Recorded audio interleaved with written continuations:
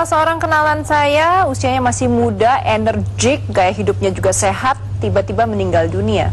Dan dia meninggalkan seorang istri, 2 anaknya masih kecil, dan sejumlah hutang. Sehingga istrinya yang biasa menjadi ibu rumah tangga mendadak harus mencari pekerjaan dan juga menafkahi keluarganya serta membayar hutang-hutang yang ditinggalkan oleh suaminya. Sayang sekali dia tidak memiliki asuransi jiwa. Memang kita sering berpikir ya, seberapa penting sih sebetulnya asuransi jiwa ini? Nah, hari ini kita akan kupas tentunya hanya di Mata Uang.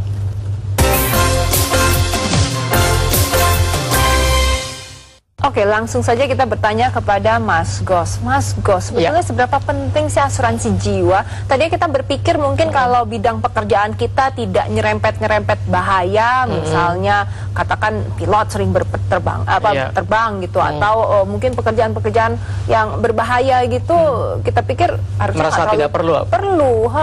Tapi sebetulnya gini, semua orang pada prinsipnya perlu rencana cadangan.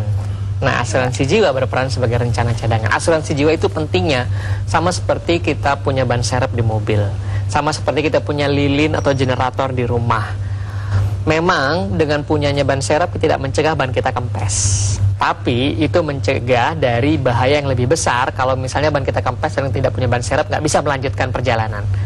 Memang dengan punya lilin di rumah kita tidak akan bisa mencegah mati lampu gitu ya, mati listrik, tapi kita bisa mencegah kegelapan karena kita punya cadangan berupa lilin tersebut. Itulah pentingnya asuransi jiwa. Kenapa? Karena dalam kehidupan kita ada hal yang kadang-kadang bisa terjadi di luar perkiraan kita. Apalagi yang namanya kematian, itu adalah satu hal yang pasti terjadi. Yang tidak kita harapkan adalah kalau kematian kita di luar dugaan mungkin lebih cepat dibandingkan yang kita pikirkan, sehingga kita tidak sempat untuk meninggalkan anak-anak kita, keluarga kita dalam kondisi yang siap secara finansial. Iya, jadi sebetulnya penting sekali ya, seperti setiap mobil kita panik kalau nggak punya ban serep sebetulnya ya. Betul sekali. Nah, kalau asuransi jiwa itu penting, siapa yang harus memiliki asuransi jiwa? Oke, ada 3 orang yang perlu asuransi jiwa. Yang pertama adalah orang yang menanggung nafkah orang lain. Misalnya orang tua menanggung nafkah istri dan anak-anaknya. Ya. Jelas dia perlu asuransi jiwa. Betul. Bisa juga seorang single yang menanggung nafkah orang tuanya atau adiknya. Oh, dia juga jadi perlu single juga perlu ya? Single juga bisa punya asuransi jiwa kalau dia memang menanggung nafkah orang tua dan adik-adiknya. Oke. Dan yang kedua adalah orang yang punya utang.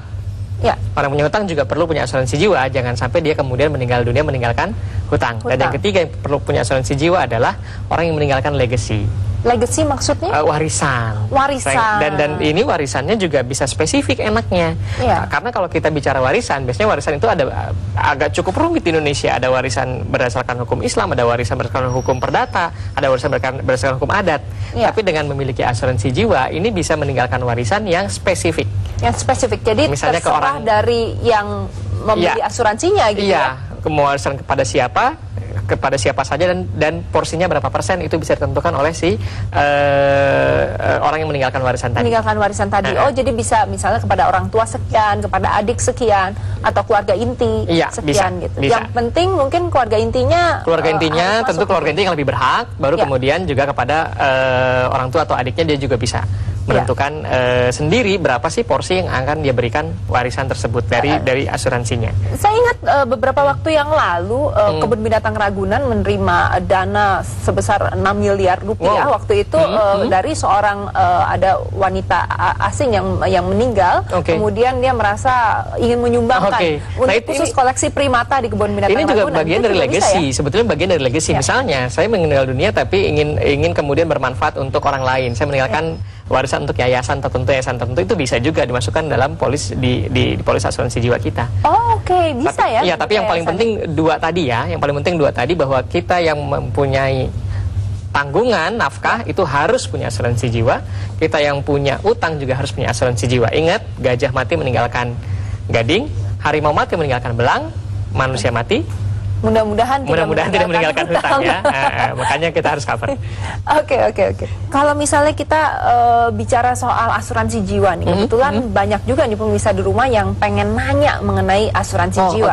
Langsung aja ya, kita lihat ya. Ini dia. Kalau mau beli asuransi jiwa, penting lihat premi bulanannya atau uang pertanggungannya ya? Bener juga ya pertanyaannya, lihat premi bulanannya atau uang pertanggungannya. Karena kalau premi kan sehubungan dengan pendapatan kita gitu, pendapatannya sekian, ya kita mampunya per bulan bayarnya sekian gitu. Ya, sebetulnya sangat disayangkan ya kalau misalnya kita beli asuransi cuma asal lihat premi. Kenapa? Karena gini loh, premi itu kan harga yang kita bayar. Karena membeli asuransi, yang kita terima adalah uang pertanggungan. Nah, sekarang kalau kita beli barang, kita beli jasa, mana yang lebih penting kita lihat, harganya atau barangnya?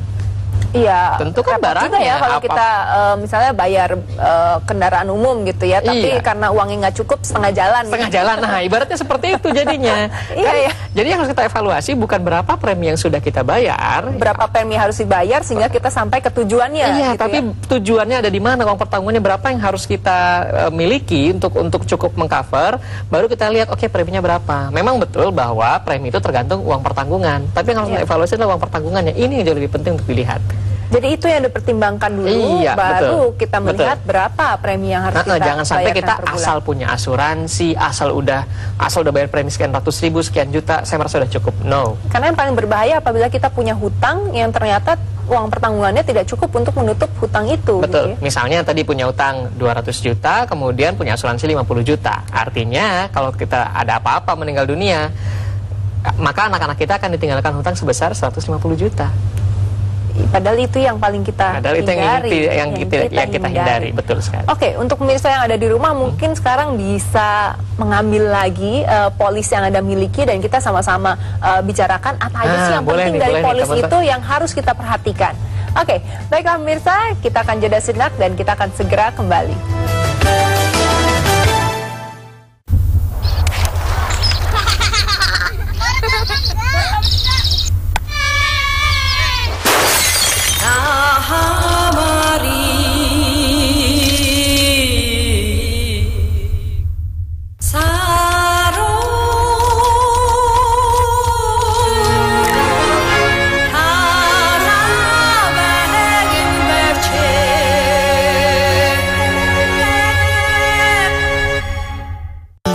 Sosok seorang tokoh mengupas lebih dalam rahasia di balik kesuksesan. Banyak sekali memberi manfaat buat hidup saya. Mengungkap nostalgia bersama kerabat terdekat.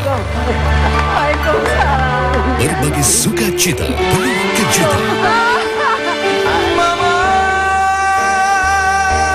Satu jam lebih dekat di TV One. Memang beda.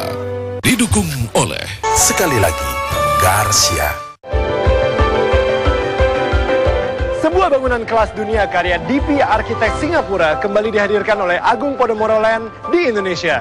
Kali ini, kota Medan yang beruntung memiliki Podomoro City Daily Medan, super blok tengah kota pertama yang menawarkan kepraktisan dan kenyamanan hidup.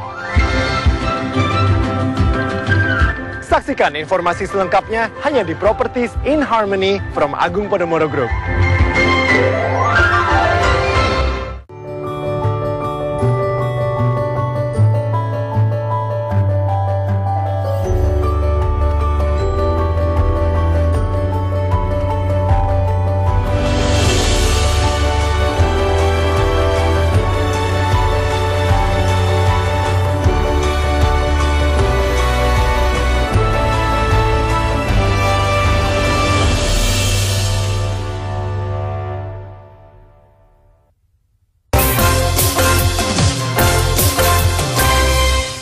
Pemirsa, kembali lagi bersama kami di Mata Uang. Kadang saya beli sendiri kalau melihat polis asuransi itu demikian tebal, tulisannya banyak, pasal-pasalnya panjang banget. Dan kadang tulisannya kecil-kecil hurufnya. Kecil-kecil hurufnya gitu ya, kayak semut gitu bagi baris.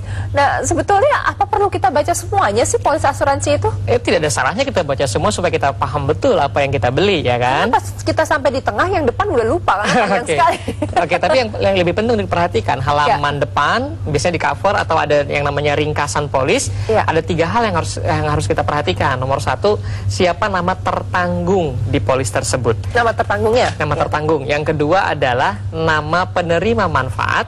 Dan yang ketiga adalah uang pertanggungan. Oh, oke. Nah, nama tertanggung, yang disebut tertanggung adalah orang yang menjadi Kalau ada subjek apa-apa kalau ada gitu apa-apa. Misalnya kalau ada meninggal dunia atau cacat tetap, maka kalau dia kejadian, maka ahli warisnya kemudian keluarlah santunan asuransi untuk si ahli waris.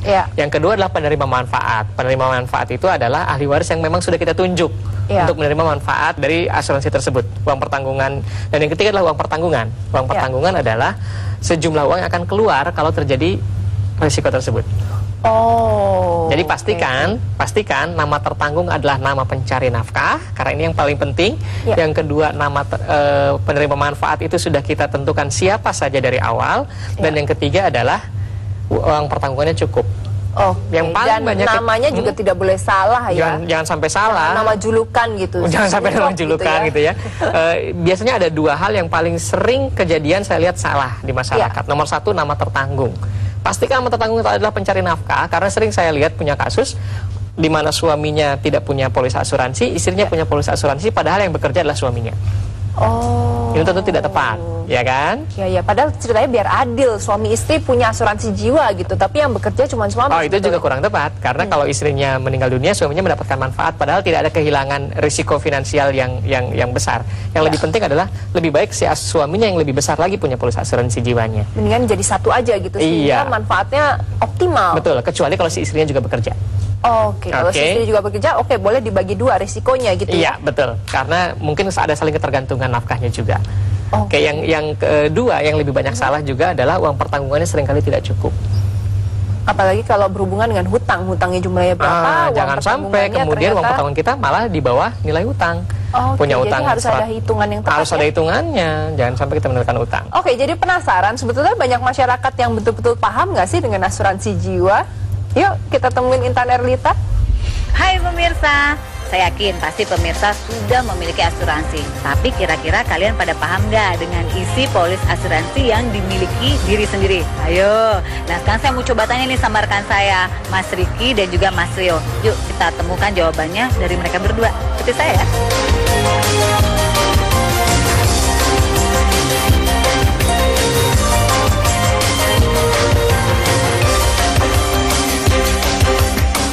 Halo Mas Riki, Mas Leo, apa kabar? Baik, kabar aku. Apa kabar? Baik. Saya ganggu sebentar nggak apa-apa ya? Kita ngobrol yuk, boleh duduk ya? Oke, Mas Leo dan Mas Riki, saya tanya satu pertanyaan untuk kalian berdua nih. Kalian berdua punya asuransi nggak sih? Coba Mas Leo dulu. Punya. Tertanggungnya siapa? Kebetulan karena saya yang bekerja ya saya sendiri. Diri sendiri? Iya. Saya juga sendiri. Kalian tertanggung sendiri ya? Nah, saya mau tanya lagi nih, pada ingat nggak uang pertanggungannya berapa? Saya itu sekitar 1M. Saya lupa pasnya sih, cuma sekitar 600 sampai 700 lah. Range itu ya.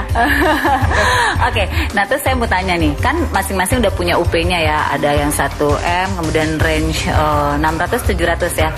Ideal nggak sih menurut kalian uang pertanggungan kalian yang sekarang sudah direncanakan untuk kedepannya nanti? Mudah-mudahan ideal, tapi kalau memang cost-nya hidupnya lebih lagi, otomatis sepertinya harus nambah lagi. Sampai detik ini masih dianggap ideal ya? Saat ini ya, harapannya seperti itu. Oke, kalau Mas Riki sendiri gimana? Harapan saya sih itu akan cukup sampai nantinya, tapi seandainya ada perubahan ya kita lihat nanti lah. Nah, sekarang ada lagi nih saya mau nanya. Pasti yang buat asuransi berencana ke depannya dong. Kira-kira bertahan berapa lama tuh UP yang kalian miliki? Sejauh ini saya ambil itu untuk yang 20 tahun. Kira-kira? Ya, jangka waktunya memang 20 tahun. 20 tahun dari UP itu keluar? Ya. Oke. Kayaknya juga sama. Ini biasanya nih yang kayaknya gini mewakili yang punya asuransi bingung. Oke, nah tapi masih pada ragu ya, kira-kira ini cukup nggak ya gitu ya?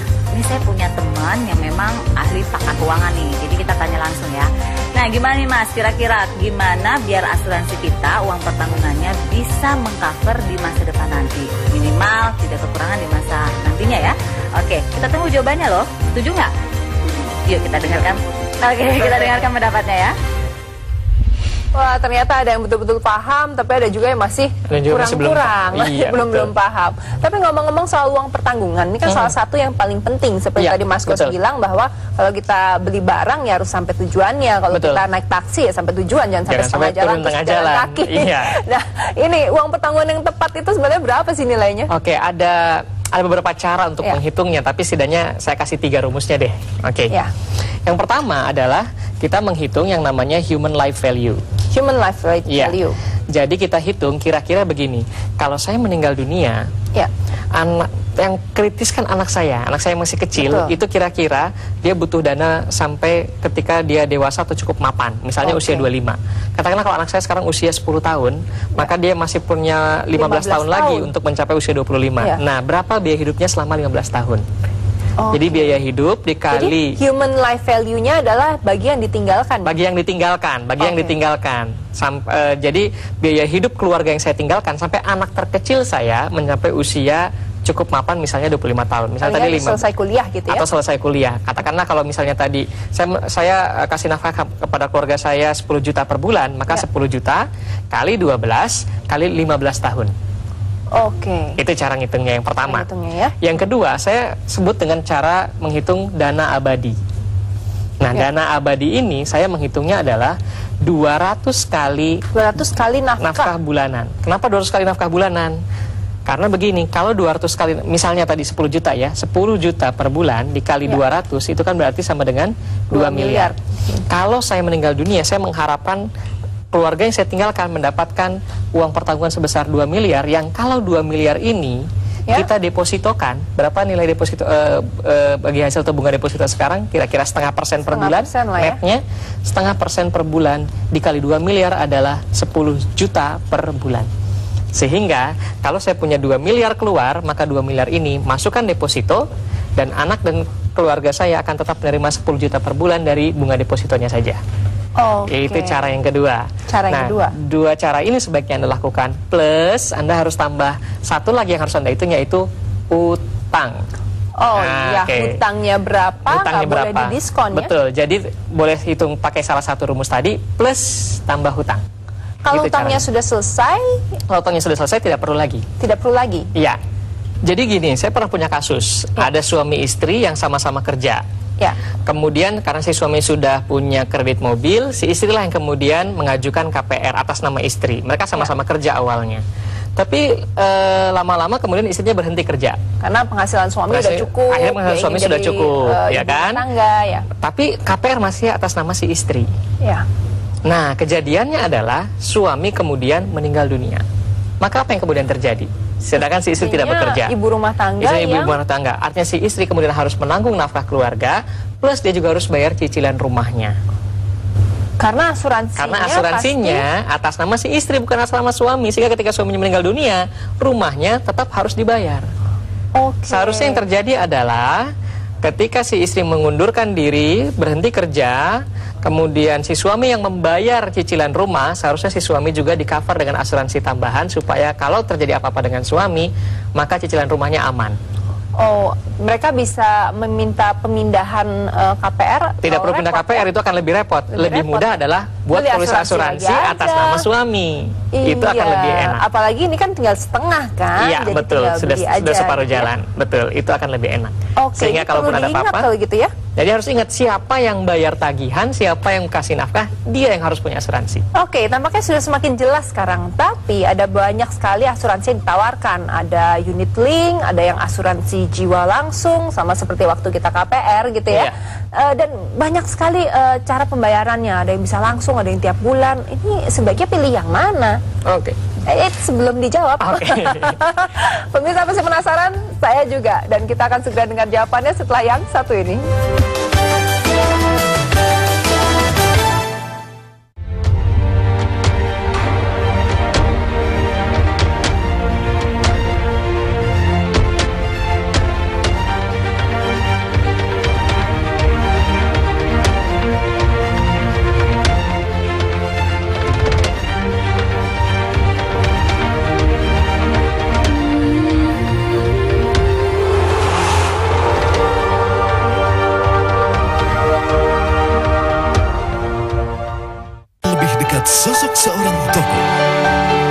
mengupas lebih dalam rahasia di balik kesuksesan. Banyak sekali memberi manfaat buat hidup saya. Mengungkap nostalgia bersama kerabat terdekat.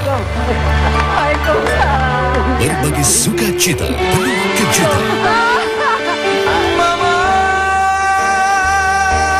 Satu jam lebih dekat di TV One. Memang beda. Didukung oleh sekali lagi Garcia.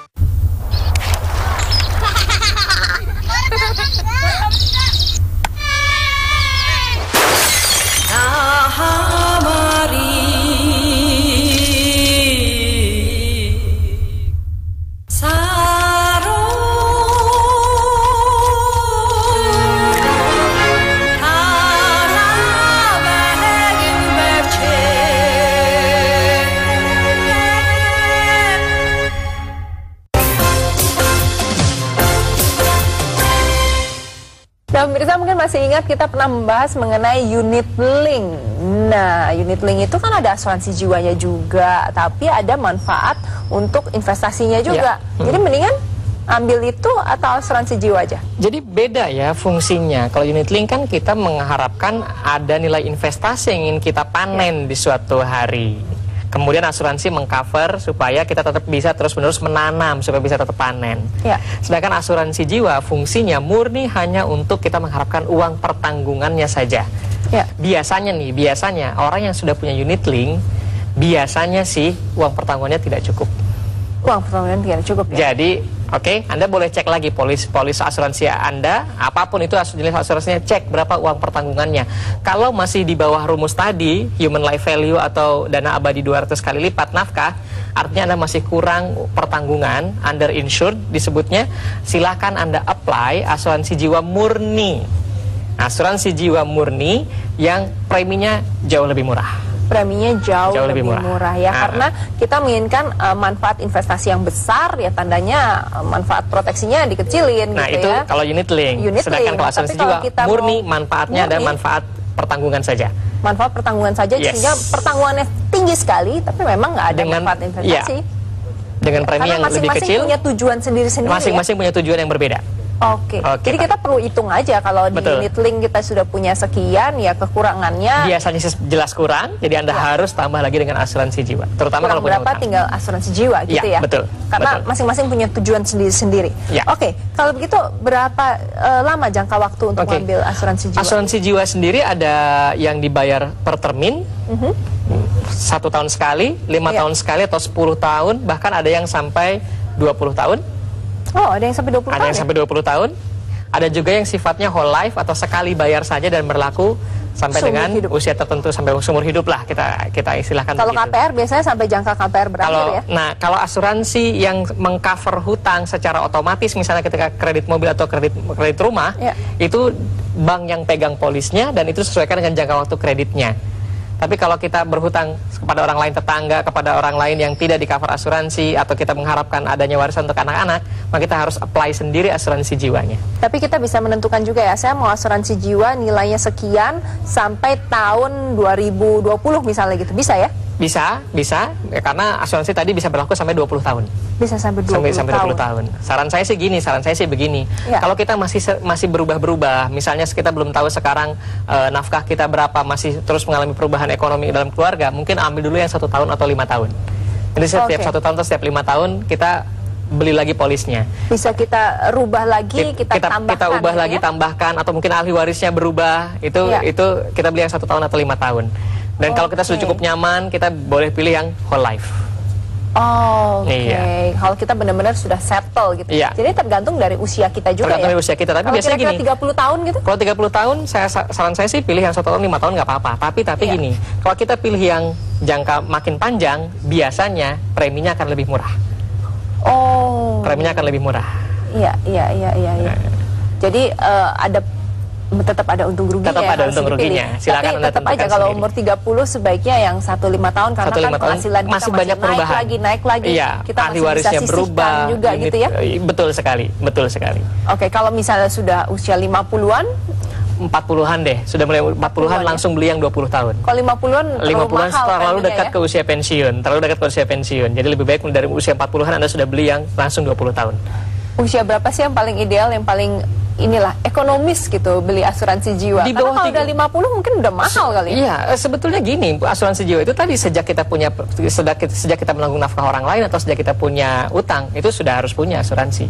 Usia mungkin 25-an atau usia kita mulai kerja 22, 23, itu kemudian kita tanggung nafkah orang lain, itu sudah bisa punya asuransi dan sangat murah. Sangat murah kalau diambilnya pada usia yang sangat pada usia yang masih sangat muda. Yes. Oke, jadi Anda harus ingat begitu Anda punya penghasilan, begitu Anda mulai menanggung anggota keluarga yang lain atau nafkah siapapun itu, Anda membutuhkan asuransi jiwa saat itu juga. Dan semakin muda usia Anda, harganya akan semakin murah ya. Betul sekali, betul sekali, betul sekali. Oke, waduh, terima kasih banyak banget yang kita sudah pelajari hari ini seputar asuransi jiwa. Yang pasti siapa saja yang membutuhkan. Kita sudah tahu bahwa siapapun yang memiliki tanggungan itu harus memiliki asuransi jiwa, dan yang paling penting harus uang pertanggungannya harus memadai. Oke, itu yang paling penting. Oke, dan apalagi yang harus kita perhatikan pada saat mengambil asuransi jiwa? Oke, untuk teman-teman di rumah, kalau Anda salah seorang dari 3 orang ini, yaitu 1, kalau Anda menanggung nafkah orang lain, 2, kalau Anda punya hutang, atau 3, Anda ingin mewariskan sejumlah uang kepada orang lain, maka Anda harus punya asuransi jiwa. Oke, terima kasih banget Mas Gos ya. Sama-sama. Apalagi banyak sekali orang yang ingin mewariskan juga kepada lembaga atau yayasan atau apapun ini, itu perlu sekali untuk meninggalkan legacy, meninggalkan legacy. Nah, luar biasa sekali. Dan jangan lupa, mungkin Anda sekeluarga nih mumpung hari Sabtu ya, boleh mulai menghitung-hitung kira-kira siapa sih yang perlu asuransi jiwa, ayah atau ibu, atau kemudian uang pertanggungannya kira-kira berapa untuk keluarga ini yang dibutuhkan. Ingat ya, uang pertanggungannya ya Mas Gos ya, jangan preminya ya, supaya mencapai tujuannya pada saat kita membeli asuransi jiwa. Oke, baiklah, itulah informasi yang bisa kami berikan pada hari ini, dan jangan lupa minggu depan kami akan kembali hadir untuk memberikan berbagai tips, trik untuk pengelolaan keuangan Anda supaya masa depannya menjadi lebih baik. Oke, terima kasih sekali lagi dan sampai jumpa. Ciao.